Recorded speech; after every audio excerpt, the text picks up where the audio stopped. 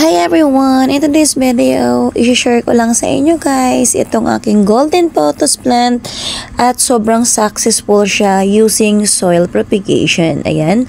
Dahil nga guys, maulan kahit gabi na, ang ginawa ko nga is nag-ayos pa rin ako ng plants ko.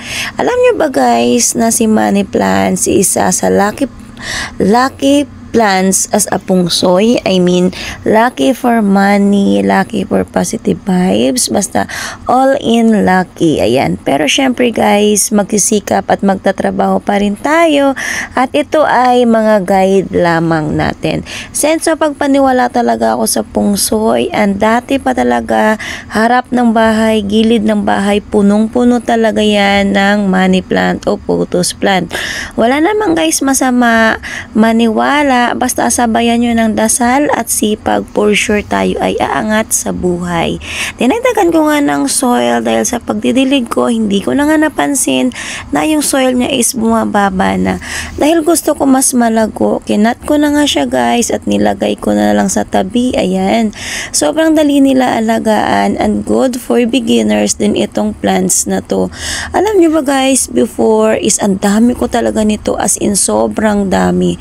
Pero nung lumipat kami ng house, bit-bit at dala ko nga pa rin siya.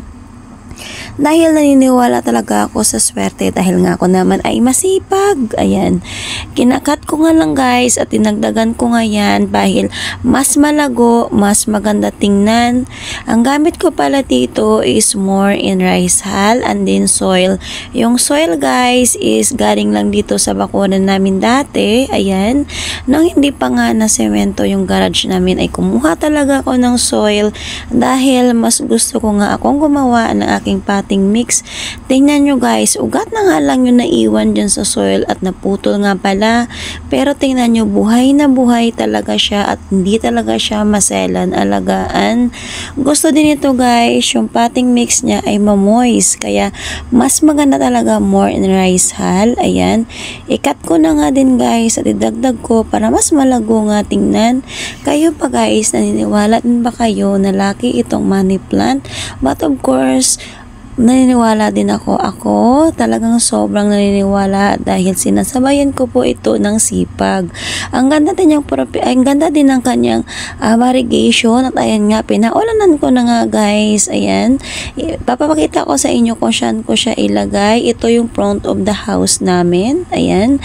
Dito ko siya isabit dahil naniniwala talaga ako na more plants, more fresh air. Thank you for watching everyone. Bye!